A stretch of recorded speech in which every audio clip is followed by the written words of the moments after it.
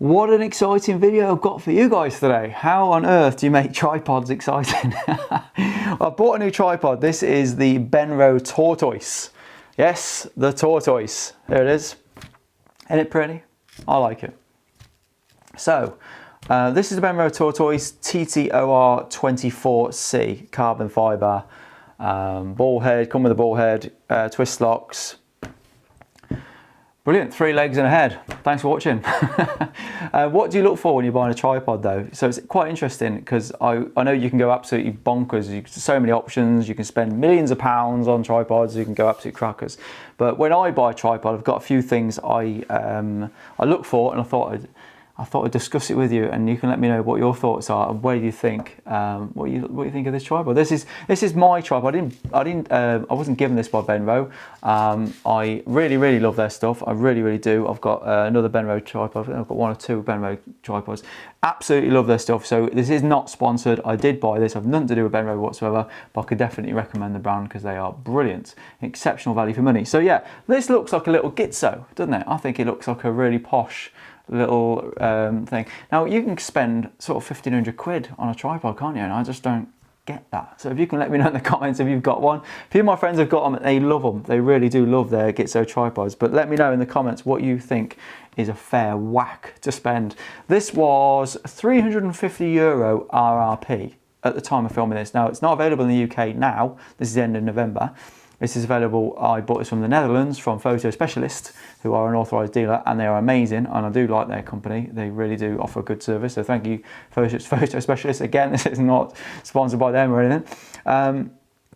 Now, yeah, first, beginning of January, this is coming into the UK, but I've seen it, I thought, Joe, somebody posted a video of the Benro Rhino, right, on Instagram, and I thought it looked a really nice tripod, and I looked into the range and whatnot, and I spotted this one without a column. So this is columnless. This doesn't come with a center column. I really like that about tripods, when you can take the column out or they don't have them, because it means they're not in the way, and I don't really like using the column anyway. But yeah, so I thought I'd talk to you about what drew me to this. But I think what you let me know in the comments, and what do you think is a fair whack? And if you've got an expensive tripod, let me know why. What made you think of it? What made you justify it? I'd love to own something like one of these expensive tripods, but I just don't know, because I need to be able to use it as a tool. And if it gets banged and scratched and all that, I don't want to be bursting into tears when I've just scratched a £1,200–1,500 tripod. So yeah, let me know what you think your max is. Now, my main go-to tripod, the reason this purchase came about, is because this is my landscape photography tripod. This is the one I go for most of the time. This is my Benro Match 3. Mach 3? No, that's a Razor. Match 3. Yeah, it is a Match 3. Shush. So this is the Benro Match 3. TMA 38CL. This isn't the tallest one they do, but it's big. It is big. You put it next to him, if it'll fit on the thing. It's big. It's rock solid. It's big. It's chunky. It's quite heavy. The ball head on the top's heavy. The legs I don't think are massively heavy, considering how strong and how, it's flipping built like a tank. It's absolutely rock solid. I love it. I can't fault this tripod. Now the legs were about 300 quid and the head was about 160. I think I'm right, 160. So I think this is exceptional value for money, and I love it. And I've had it about 3 years. It's never put a foot wrong. You can take the column out of it. You can invert the column. You can do all that good stuff. I'm normally columnless, but if I'm shooting a video or anything like I was the other day, then I have to have the column in there just for that extra flexibility with video. Now, what happened was I went to customers to do their interview or whatever, and I took this out of the car and it was stinking dirty because it had been down the beach or up a mountain or something. And I thought, I can't use this. I had to clean it before I went into the customer's place. Although I can't go in there with this, I've got to clean it first.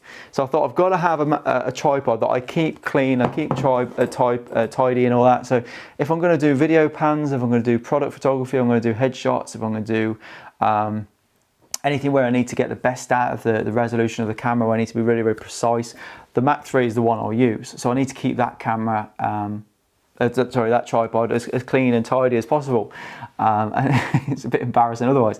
So my other tripod is this Sarui 1.2 04X lightweight carbon fiber tripod. All these tripods are carbon fiber.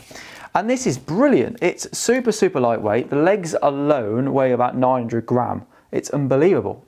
So this is my sort of YouTube video, hiking if I'm really, really lightweight in it. This is an amazing, amazing tripod. It's super, super lightweight. I love it. There's a few issues. The rubber comes loose on the legs. This does come out, so you can put a short one in there. You get a mini version. You can put it upside down if you wanted to do macro. You'll do, these flip obviously that way if you wanted to do travel or whatever like that. So it's an amazingly handy, versatile tripod to have, but fully extended with the center column, it's not that sturdy. Now the bottom legs are actually really thick on it, so there's no issue with the legs at all, and it's about 360 quid this tripod was. It was quite expensive thing, right?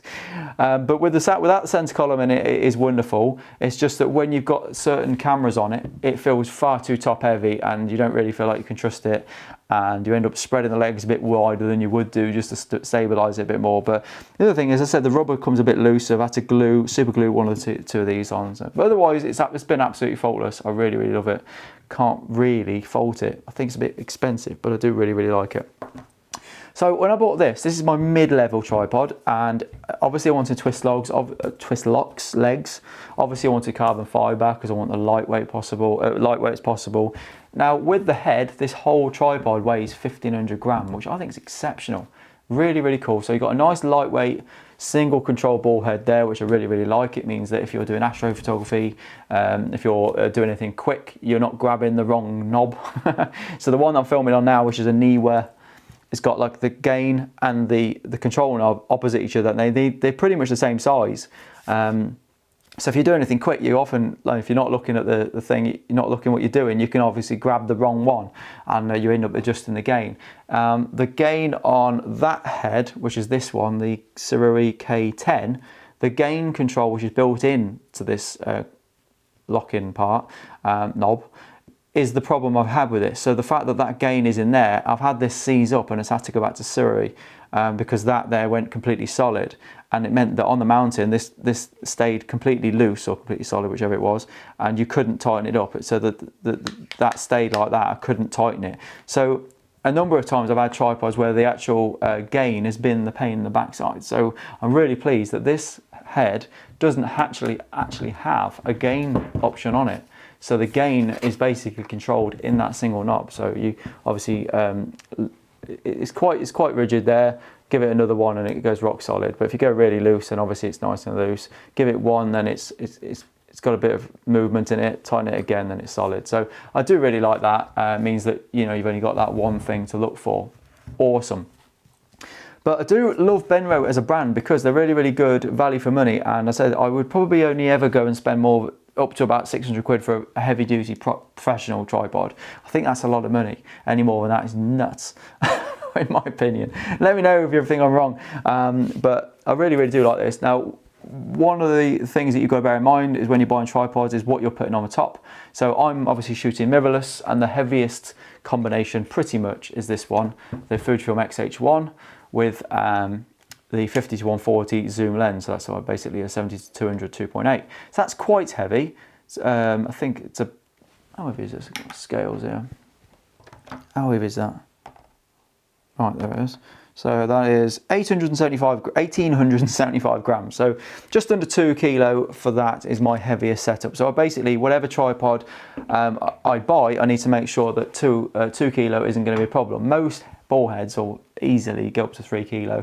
But then if I put a microphone on the top, if I put this screen thing, whatever you call it, field monitor on the top of it, it can add up. So obviously you want to make sure that the payload that you're putting pressure on there is going to be absolutely fine. So if I was going to use like a large format or an old DSLR or something like that, I'd probably want a more substantial, like the Mark III or something like that. So it's basically very important that you know what the weight and everything is going to be okay. But you can always upgrade these ball heads anyway, can't you? So yeah. Mention no center column. Ergonomics are dead important because obviously if you've got gloves on and you want to do that dead quick and tighten it dead quick, it's really, really cool.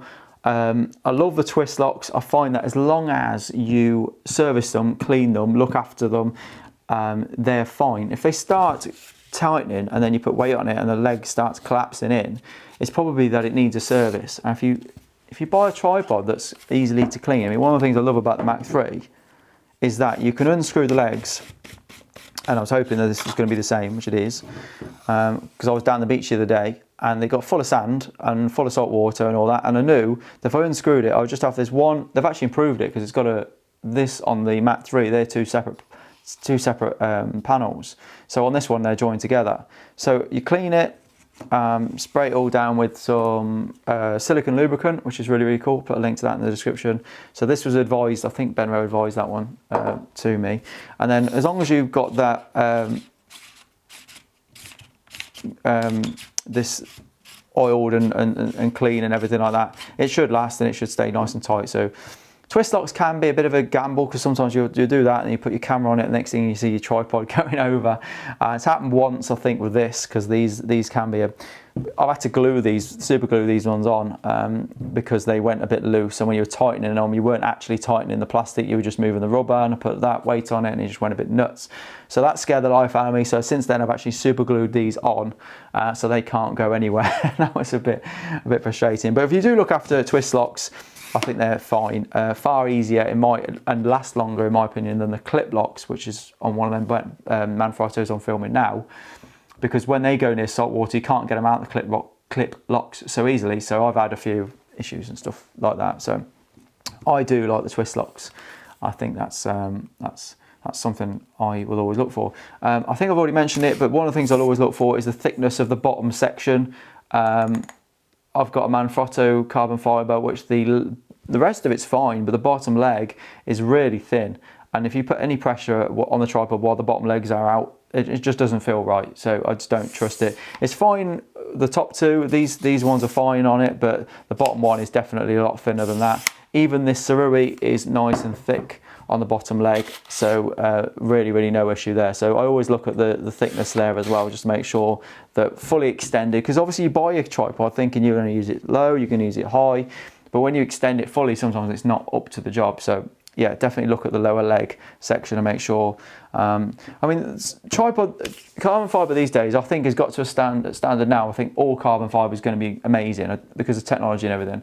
This one's eight layered carbon fibre, so it means it's got 8 layers of carbon fibre. My big thing there is 9. I don't think 8's going to be any issue. I think with a mirrorless camera it's absolutely fine, and if it's not getting ran over a steam train or something like that, I think it's absolutely fine. I think carbon fibre is more than strong enough anyway. I think carbon fibre is the way to go, and definitely worth the extra couple of quid, because there's not really much in it when you look at aluminium. I definitely think carbon fibre is the way to go. I wouldn't really recommend aluminium these days. I did read an article once where somebody said that if you're photographing near the sea, aluminium tripods are better than carbon fibre for dealing with erosion and stuff, and I didn't really understand that because I've never had a problem with any carbon fibre tripod, and I shoot a lot by the coast, obviously, because I live in South Wales, so I didn't really see the point in aluminium over carbon fibre, in my opinion. Spikes. Now, every tripod I've ever bought has come with spikes, but I've never used them. I've always used the rubber things that come with on the legs, and I've never had an issue. If you're photographing on ice or something like that, maybe you really need spikes. I get it that sometimes if you're on rock and you haven't got much rock to grip, you can put a spike in a smaller area and it grips just on that very small area. So I do understand how a spike would be handy. I just know that if I put spikes on this and then chucked it in the side of the camera bag is going to last for about 6 months before there's going to be a giant gash in the side of it. So for me, definitely sticking with the rubbers. I would like to try with the spikes, but I just know that as soon as I do it, it's just going to be game over for whatever bag that is. So yeah, stick with the safer option. Good for security though, and defence late at night. It's something wild comes at you, I suppose. I've already mentioned the weight to strength ratio. I think you can get some tripods that are stupidly light and they aren't as strong. This one's quite an expensive one, even though it's very light. It was 360 quid. So I imagine that's because it's got lots of layers of carbon fibre in it and it's very strong, even though it's stupidly light. But yeah, I think that's a bit thing. But I think that if you're on an average camera, I don't think there's really a tripod out there that's not strong enough. I think it's just things like the leg locks themselves and the actual quality of the ball head. That's where your weakness is going to be, I would have imagined now. And I've got cheap tripods that are like 40, 50 quid. That the only faults I've ever had is been in the ball head with them. So, and you can upgrade that. You can buy a new ball head or whatever. I've got a Niwo one under there now, as I mentioned. So, yeah, you can buy you can upgrade that. So, yeah. I've mentioned twist locks versus these things here, but what I'd like to, and I don't think I'd buy a clip lock tripod again. I think these go in the bag easier. They're just easier with gloves on. I just think longer term the twist locks are the way to go. I didn't like them at first. I must admit, when I first went over to the twist locks, I did not like them. I found they weren't. I just didn't trust it because I couldn't see by looking at the leg that it was locked. Because if you do that, you can't tell if it's locked or that's locked. Whereas on the clip legs over there on that old Manfrotto, I can see they're all locked. So it took me a bit of getting used to. And once you get the confidence that, you know, just give it a bit of, they're fine. What I would like to know, if anybody's got one, is there such a thing as a waterproof lock there? I've never had a tripod that claims to be waterproof, and that meaning that if I'm by the sea and I do that and I'm in the water and then afterwards I go like that and push that, I'm sure water's going to get in there regardless of whether, and salt water's the bigger problem. So I would like to buy a tripod that was sealed around there, waterproof, but I can't see how it would possibly work, because it just sounds like the more sealed it's going to be around there, the more resistance you're going to get on the leg. So I don't know, something to look into, but I think Surui do one that's completely waterproof around there. I don't know if Benro do, but that's something I have actually thought whether or not would be a really, really good investment, just because of the waterproofness in the thing. But if you've got one, let me know what model it is, and if it works, let me know and I'll check it out.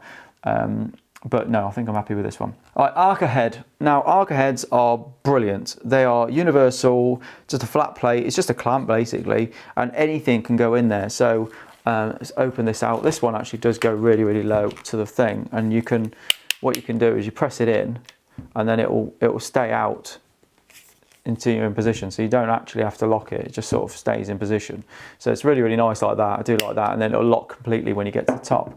But are we all out? So this camera has got a cheapy Amazon or eBay L bracket on there, but it's also got an Arca plate there. So no matter what camera I have, the first thing I'll do is I'll buy an Arca plate L bracket like that, and it just means that it'll always go on the tripod. Obviously, this is a brand new tripod. This has never been on here, but I know because that's an Arca plate ball head that it's going to go on there, no problems whatsoever.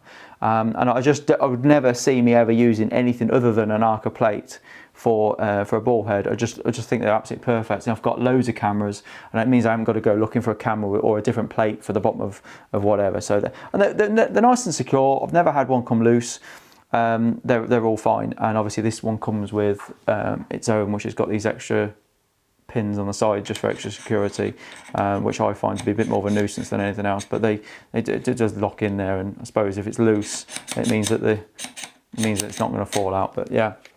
So yeah, that's an Arca plate, that's an Arca L bracket, which is really, really, really, really good. So I always buy them for every single camera, and just means that any camera I own can go straight on there, no problem. Ball head versus geared head. Now, this is a bit of a debate I'm having with myself, because if I'm doing commercial photography, it's sometimes of a product and I want to get the most res on the sensor as possible. Sometimes a ball head is difficult to finely adjust. And I think that Benro again do a geared head, which looks really, really good, and it's really, really lightweight, and you can fine tune your perspective basically. You can make finer adjustments, and I think that would be a really, really good thing to have commercially. For landscape photography, I'm not so sure. For things like getting horizons right, it might be all right for that, but I've never had a problem where the ball head's been an issue. So for 99% of my usage, ball heads are absolutely fine. I just like how quick and easy they are just to adjust and lock, and it's just job done. And yeah, there are some really, really cool options out there, but I do really just like the simplicity of the ball head. I just think it works absolute treat, and it's never put a foot wrong. I've never really had an issue with it. So is that touching there? No, it's not quite touching. I thought it was touching there. I mentioned that cleanable, dead important if you're buying a tripod that it's cleanable. I wouldn't buy a tripod that I couldn't take apart. If I show you the top of this, obviously this comes off, so you could clean every single part of it, but it's not like a gun. You've got to take it completely apart. It's got a little screw there as well, so you can add a bit of more friction to there. But this is really cool because it's got this screw there that if you press that down, it's actually got the built-in adapter. So like sometimes you'll get a different head that's got like a smaller mount there, like If I put this leveling base on, that's got the fixed one on there, so I have to physically unscrew that one, but this one's built in, which I find, if you can see that, I find that really, really cool. But yeah, so that means that anything, even if it's a smaller fitting, is going to go straight in there, no worries at all. So if we put this on, this is my leveling base. One of the other reasons I love this tripod is because the leveling base, which is basically enables that then to go on there. 40 quid this off Amazon or something, absolutely fantastic. So definitely pick one of these up. And it just means that if I move that, I can level the head. If the tripod legs weren't perfectly level, I'm on a mountain or something like that, I can level the top part and get the rest of the camera right. And then I've got perfectly, if I level that, if I go there, get that perfectly level on the top, get that, and then that pans there perfectly, so I get a nice panoramic going around there, which is really, really cool. So I actually love this, 40 quid, but on this tripod, it doesn't really balance. By the time you've got it on there, and then you've got the board, and then you've got the camera, it just doesn't work. So it works really, really nice on that. I'm really happy that it doesn't feel or look completely stupid on there. I think it fits on there really, really nicely. It doesn't get in the way. And the tripod's quite slim there as well, so it's not in the way of the lever there as well, which it was a second ago. But yeah, that's really, really handy. So I'm glad it doesn't feel top heavy at all now. It feels absolutely perfect actually. It works really, really well. Now another thing, funnily enough, I tried to tripod it in Command the Cameras the other day, and the distance from there to there couldn't have been the same, because fully extended, when I did that, the tripod seemed to wobble around a lot. So I thought all tripods pretty much would be the same distance when fully extended. Obviously the same height tripod, I thought there would have been a standard sort of measurement from there to there. But when I went down with no camera on it and I just did this, it just seemed to wobble all over the place. So I think it was almost like the tripod was like that and not like that, which this one fully extended has been absolutely fantastic. I've tested it and I feel very confident that it's not going to wobble over. So that was something I wasn't expecting, and that was off quite an expensive tripod as well. So yeah, this one's really, really good. That width there doesn't seem to be an issue. I've mentioned the single knob controls, really, really love that, because obviously, as I said, you're in astrophotography, you haven't got to get confused with where things are. It's nice and easy to adjust. You're not looking for you're not adjusting the gain by mistake. And obviously the much, much smaller one there if you wanted to do panning or anything like that. So yeah, really, really happy with that. Not sure if I'd need the two, because obviously you've got a panning one at the top and a panning one on the bottom. I'm not sure if I'd need two, but it's there if you need it, yeah. Yeah, and so that is pretty much it on tripods. And I think fundamentally it comes down to being able to use it as a tool, it being reliable, it being cleanable, it being strong and trustworthy. But it needs to be usable. And I think if I had something that was too precious, I'd just, like a Rolex watch or something like that, I wouldn't wear it, or a Breitling or whatever, Breitling, however you want to say it. I love it when it's new, and it's nice when it's new for a few months and you do look after it. But then after a while, it needs to get banged on the side of a mountain every now and again, and it's going to happen. And I don't want to be crying my eyes out because I've just banged a £1,000 or £1,500 tripod on the wall. So if this lasts me 3 years, which this Mac 3 has already done, and it's not even slightly showing signs of wear, I'm going to be happy, because that's 300 quid basically. It's just a bargain, and I think that's where I like to be, that sort of price range. And then I haven't got to be too precious, and I can look forward to what, if a new one comes out after 3 years, I can afford another one. And if I've got 7 tripods, or I've only got about 4 or 5 at the minute, I could do with about 7. I'm never going to be able to spend more than 300 quid on a tripod anyway, because it's just ridiculous. And I just don't want them. I mean, other people pick up my tripod sometimes and put them in the back of a van to go to an event, in the old days, and they're not going to look after my gear, because they're not going to know they don't going to believe you if you tell you a tripod is 1,500 quid. They're just not going to believe me. So they pick up my tripod and say, "Oh, I'll chuck the tripod in the van for you, Gareth." Yeah, cheers. So yeah, it needs to be usable. So I think fundamentally, this is the perfect balance, and I really, really do. I really do love Benro stuff, because they've been very reliable and very good value for money up till now. Anyway, that's enough talking about tripods. This will end up being one of them QVC things where they talk about an hour and a half over a pen. So yeah, I hope you enjoyed that, and I hope that's been helpful. Let me know if you've got anything that you look for that I've not mentioned when buying tripods. And I don't think I can say tripod one more time, so I'm going to start to bore myself. Anyway, I hope you found this useful. Do check out this little baby. I'll put a link in the description, and if you haven't already, subscribe, and I'll see you again soon. Thanks so much for watching, guys. Hope you made it to the end. Cheers. Take care.